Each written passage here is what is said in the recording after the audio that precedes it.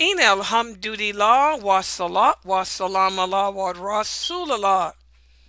We're continuing with the hadiths from Sahih Muslim, the book of charities, Kitab el Zakat. Zakat refers to giving in charity. We talked about how charity is not just limited to money. Not everyone has money. We talked about how every day that we wake up, two angels visit us. Either they're going to curse us or they're going to make dua for us. They're going to curse you if you do not do at least something good for the sake of Allah for that day. Okay? And if you do something good, then they'll bless you. They'll make dua for you. So good deeds, any good deed falls in the category of an act of charity. So, as Muslims, we should wake up every day thanking Allah for giving us another chance to earn His love, to earn His pleasure, to earn His beautiful reward, and then ask, what can I do today that's going to leave a lasting impact on my soul? Okay? We spoke about that yesterday. Now, today, what we're going to do is speak about how Islam teaches us, number one, we should never, ever, ever look down on the charity of others. And number two, Islam forbids us from begging or asking people to help us when we don't really need it. This is what we're going to speak about today, okay? We have a hadith whereas Asma was the sister of Aisha, and Aisha was one of the wives of the Prophet. So Asma, she was the Prophet Muhammad's sister-in-law. She tells us that one day the Prophet Sallallahu Alaihi Wasallam told her, give in charity, but do not calculate what you should give in charity. Otherwise, Allah will calculate in your case. What does that mean? Let me share something with you. A person that I know personally. There's a person I know personally who has a problem with being selfish. And all this person's life, we've been trying to make this person see that selfishness is something that is very displeasing to Allah.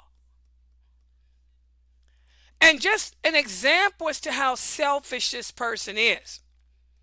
This person knows that in Islam, we're supposed to help others. So do you know what this person does? He calculates what to give or how much to give, how much help. Okay, well, I'm going to help you, but I ain't going to give you but $20. Or I might help her, but I'm only going to give her 100. You know, you don't calculate how much to spend. Don't calculate how much to give in charity. Make it real. Give from your heart. And that's why all the giving that this person I know does, it doesn't change him. He's still selfish. He's still greedy. He's still, people still don't like him. He's like that movie, The Scrooge. He's like the Scrooge because he calculates what to give. He calculates how much. It's not sincere.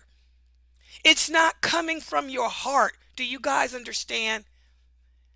If you have to calculate how much you're going to give, then that means it's not coming from your heart. You're just doing it because Allah said I have to, but you don't like it, and it's making you bitter and angrier. And so guess what? Allah is going to calculate in your case too. So again, this is very important. When you're helping other people, guys, make it be real. Make it come from your heart. Also, in another hadith, the Prophet sallallahu alaihi wasallam said, spend and do not calculate, because Allah will calculate in your case. Also, do not hoard. Otherwise, Allah will be withholding from you. Just as Allah hates a person who calculates, He also hates a person who hoards. You don't want to give it up. You don't want to get rid of it. You're afraid that if you give this up, that you're going to miss out on something.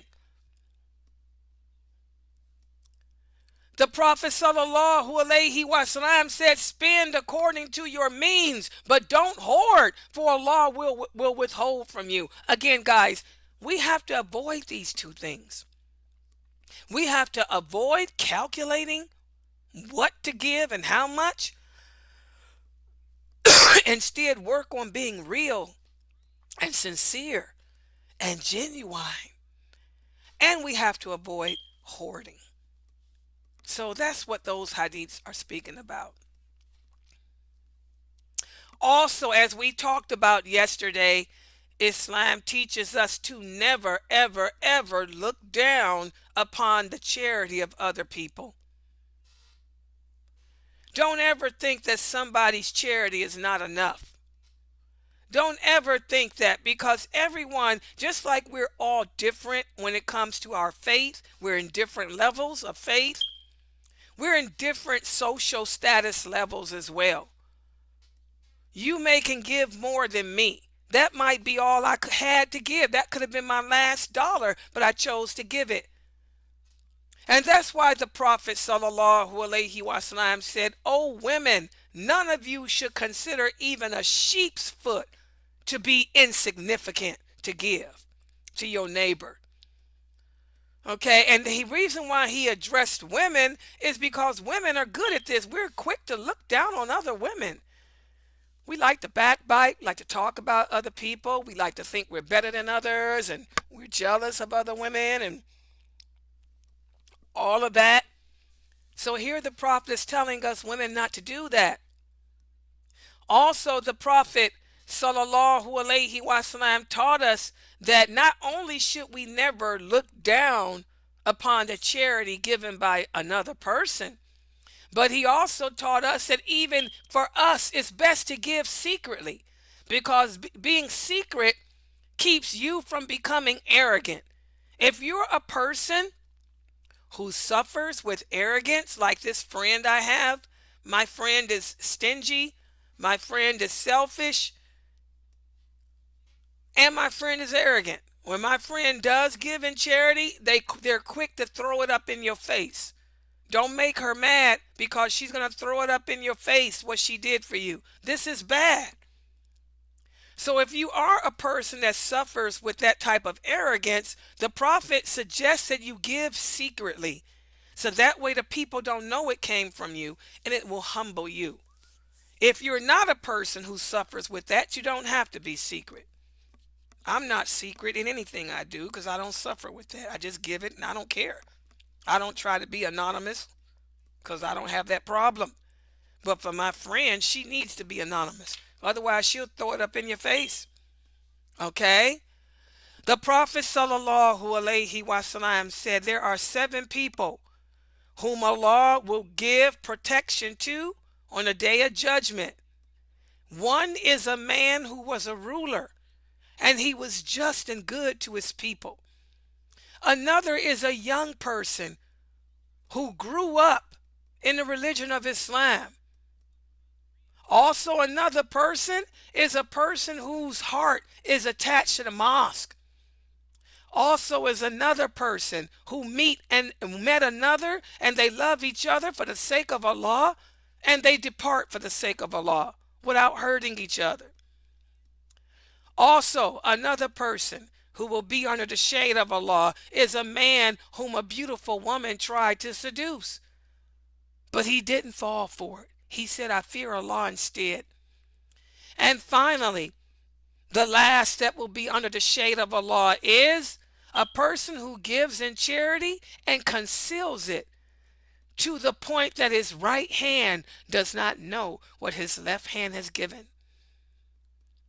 So again, guys, this is a good thing to keep in mind.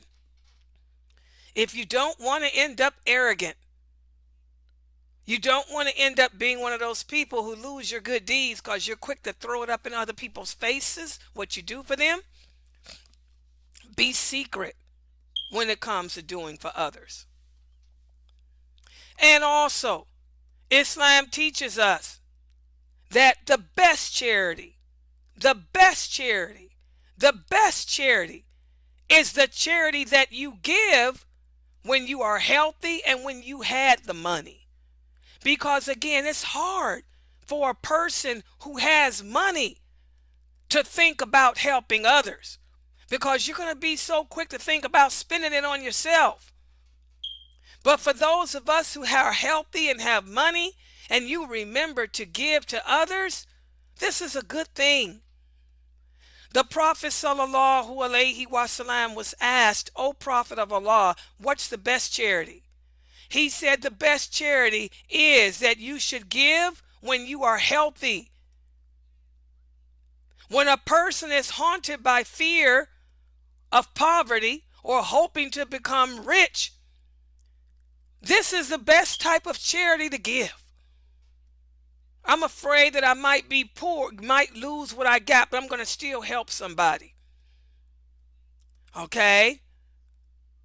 I'm rich, but I'm still going to help someone. This is the best type of charity to give. Does everybody understand that? And also, the Prophet sallallahu alaihi wasallam taught us that to give is better than to receive. He said the upper hand is better than the lower one. Why? Because the upper hand is giving, whereas the lower one is taking and receiving. So it's best to give. And also, again, don't forget about your family, brothers.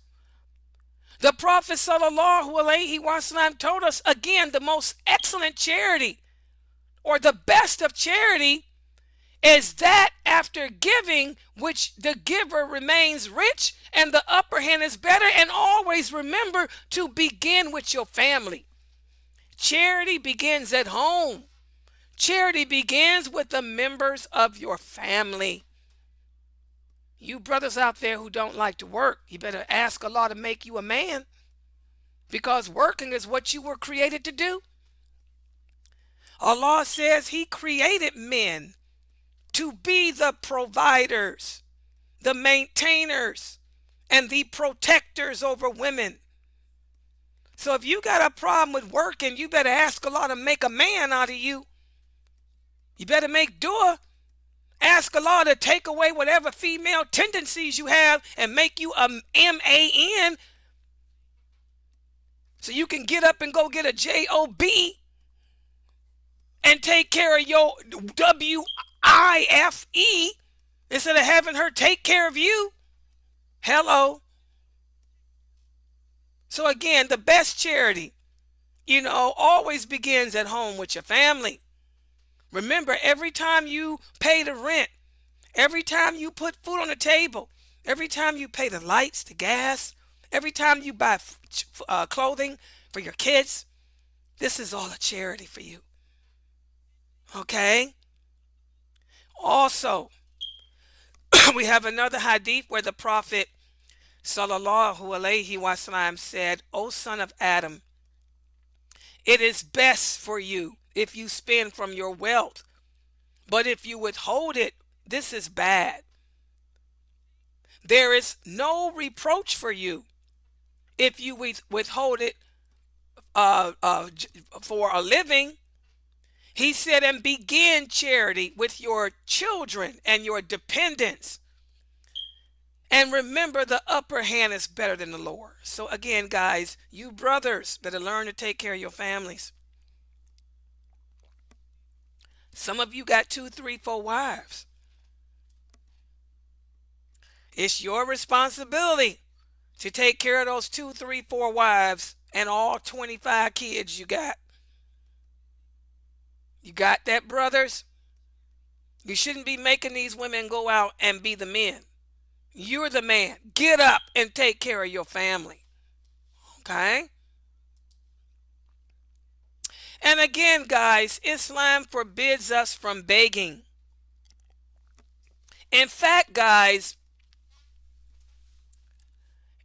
there is a hadith where the Prophet sallallahu alaihi wasallam said anyone who is healthy and young should go out and seek a job, not go around asking from other people. You got your legs, you got your hands, you can walk, you can work. You just don't want to? You can't go around begging. The Prophet sallallahu alaihi wasallam said, whoever Allah wants to do good for, Allah gives him understanding of the religion. And also, Allah forbids us from begging, from asking from others. Does everybody understand that? In fact, the Prophet sallallahu alaihi wasallam told us people are misinformed as to what a poor person is. The Prophet said the poor person is not the person that goes around asking for a handout. He said the poor person is the person that you would least expect to be poor, because he's busy working to try to take care of him and his family. Subhanallah. That's the poor person. That brother at the mosque that is working 3 jobs to try to support his wife and kids, that's the poor man. Not that brother over there that's going around with a sign saying, hey, Aki, can you give? Can you give? So again, guys, don't be misled as to what a poor person is. That brother at the mosque begging y'all for a handout, he's not poor. It's the one over there that's working 2 jobs to try to take care of his family. He's the one that's needy. The Prophet sallallahu alaihi wasallam said it would be better for you to take a bundle of firewood and carry it on your back and sell it rather than to beg for somebody to give you something. It is better for you to bring a load of firewood and give it in charity than to go around begging from other people who may or may not help you. Does everybody understand that? Also, the Prophet sallallahu alaihi wasallam said, when a person is begging from the people, he will stand before Allah on the day of judgment with no flesh on his face. Also, the Prophet sallallahu alaihi wasallam said, the needy person is the one who stays away from begging. They do not beg of other men. So again, guys, we don't go around begging. The one that's begging for a handout, he's not poor. That's the one you don't help. In fact, guys, begging is only permissible. I repeat, begging or asking for help from others is only permissible in 3 circumstances. And I want you guys to write this down. I want you guys to remember this. Number 1, the only time you can beg or ask for help is if you are a person suffering with debts. Now, if you got a lot of bills to pay, A lot of credit cards that has to be paid off and you can't pay them by yourself. In this case, you can go and beg for people to help you. But once they give you that help and those credit cards are paid off, then you can't beg anymore. Okay? Also, the second instance in which begging is permissible is if something happened, a natural calamity happened, and you have no choice but to ask for help. Say, for an example, there was a hurricane. The hurricane destroyed your house. The hurricane destroyed your car. Or there was a tornado or a war or something, a natural calamity. If your property was destroyed, in that case, Islam allows you to beg or ask for help. But once you get that help, you have to stop. And then the last instance in which begging is permissible is you really have been struck with poverty. Say, for example, you got laid off from your job. Oh my God, now I have no choice. I can't pay my rent. I can't buy food. I can't take care of my family. In that case, now I can really ask for help. That's it. Those are the only instances in which you are allowed to ask for help from others. Does everybody understand that? Islam teaches us if you are young and fit and able, go out and work. McDonald's is always hiring. Chick-fil-A is always hiring. Wendy's is always hiring. Burger King is always hiring. Taco Bell is always hiring. Go get a job flipping burgers rather than to go around asking people to give you money. And there's no excuse. You got, what's it called? DoorDash. You know how much money people make door dashing? Put your kids in a car and DoorDash. SubhanAllah. You can make $200, $300, $400 a day door dashing. And ain't got to worry about a babysitter. Put the wife and the kids in the car and DoorDash. But to go around begging other people for money, Islam discourages that. Is this clear with everyone? Work for your living. Okay? And also, again, just like Islam teaches us to not look down on the charity that other people show towards us, Islam also teaches us to accept that charity too, guys. Even if it's something that you don't like, you don't want, accept it. Even if you think that you don't need it, accept it. Now, what you do with it afterwards is your business. Let me give you an example. One time, I traveled out of town, went to a conference. I was giving a lecture. A sister came to me. She gave me a beautiful jilbab that she made with her own hands. I accepted it. One of my friends said, Sister Layla, why are you accepting that? It's not going to fit you, number one. And you don't wear those type of jilbabs. I said it was a gift, so I accept it. Now, what I did with it was I gave it to someone else. This is a question people ask me. Can I give a gift away? If a person gives me a gift and I don't want it, can I give it to someone else? Yes, you can. But the thing is, you don't want to not accept the gift and hurt that person's feelings. Because again, it's all about that person's good deed. And this is what happened with the Prophet sallallahu alaihi wasallam and Umar. The Prophet sallallahu alaihi wasallam gave Umar a gift. For those of you who don't know, Umar was not poor. Umar was very wealthy. He was a businessman. So when the Prophet gave him this gift, Umar told him, no, I don't need this. He said, give it to someone else who is less fortunate than me. And the Prophet looked at Umar. He said, let me educate you. He said, when a person gives you something, you keep it, you take it. But if you don't want to keep it, you can give it to anyone else you want to. He said, but never turn down the gift that someone else gives you. He said, so I'm giving you this gift. You keep it. You take it. Now, if you want to give it to someone else, you can, but do not ever refuse my gift.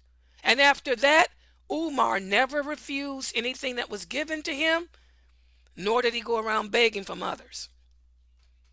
So that's the hadith that proves that. Okay? If a person gives you a gift, accept it. What you do with it afterwards is your business. Let me give another example. At my job, I work with non-Muslims. You guys know that. Every Christmas, what happens? One of my coworkers always gives me a Christmas gift. And she'll come to me. She'll say, Layla, I know you don't celebrate Christmas, but I do. And this is what I want to give you. She makes her own soaps now. So I know this year she's going to give me a bunch of soaps. Last year she gave me some beautiful candles. Do you think I didn't accept that gift? I said, oh, thank you. She said, I know you don't celebrate Christmas, but here's my gift to you. And she packaged it up so beautifully, a bunch of beautiful scented candles. I said, thank you. I did not refuse her gift. And by the way, that's a question that many Muslims ask. When people give you gifts on their holidays, can we accept? Yes, you can accept it. Just because you accept that gift does not mean you're celebrating the holiday. Subhanallah, there's many hadiths, like the one here, that shows how the Prophet Muhammad sallallahu alaihi wasallam was given gifts by many emissaries that came to him. He accepted their gifts. Okay? He didn't say, oh, well, this is y'all's holiday or y'all are pagans. No, don't look down on another person's gift. Accept it. Now, what you do with it afterwards is your business. I kept those candles. But now somebody else came to me and gave me some candy. I can't eat chocolate. So I thank you for the gift and I gave it away to one of my clients. Okay? So, yes, you never want to look down on the charity of others. You never want to look down on the gifts that people give you. Like the Prophet told Umar, take it. Do what you want with it, but don't ever refuse a gift when it's given to you. Does everybody understand that? Unless they're giving you something haram. Now, if somebody was to offer me some wine, oh no, I cannot accept that. That goes against my morality. If somebody were to offer me some cocaine, oh no, I can't accept that. If a person wanted to take me out on a date, oh, astaghfirullah, no, I can't do that. I'm Muslim, we don't date, but thank you for thinking about me. Okay? So don't ever refuse a gift, but you can do what you want with it. Something that we need to remember as Muslims. So what have we learned today? Well, we learned first of all from these wonderful hadiths that Islam encourages us to give in charity, but do not calculate how much to give. Let it come naturally from your heart. It's all about your intentions. It's all about having sincerity of intentions. Also, we learned today, Islam forbids us from hoarding. And also, the best charity is the charity that we give when we're healthy and not in fear of losing it. And again, charity begins at home with your family. Don't ever renege on your obligations to your family. And also we learned today that giving is better than receiving. 'Tis the season to give. But it is the season to give all year round for us Muslims. 'Tis the season for the non-Muslims, but this is all year round for us. And also we learned today, Islam forbids us from begging or asking from others unless you are suffering with debt, or unless a calamity has befallen you, or unless you are truly suffering with poverty. We also learn that Islam teaches if a person is healthy and able, he should go out and work rather than to ask from others. And finally, we learn today, accept the charity, accept the gifts given to you by others, even if you think that you're not in need of it, because you're depriving them of their reward. Now, once you get the gift, you can do what you want with it. You can throw it away, give it away, or whatever. But don't refuse it unless it's a gift of something haram, such as alcohol, drugs, or something. Okay? On that note, we'll stop right here for today. Tomorrow, I'm going to give you a quiz to cover the meaning of the hadiths that we've discussed today. And then we'll continue on with the next chapter in the book of Zakat. So we'll stop right here. If you have any questions or comments, you can type them on the screen. Also, the people on Facebook, I can see your questions. You can type them. And don't forget, guys, we're always in need of donations to keep this dawah effort going. If you're truly enjoying learning the meaning of Islam in its truthfulness with the proper understanding, which is the understanding of those companions, please support us. Go to www.sunnahfollowers.net/donate-php and send us a donation. Okay? So we'll stop right here. If you have any questions or comments, you can type them on the screen. Subhanakallahumma bihamdika ashhadu an la ilaha illa anta astaghfiruka wa atubu ilaik.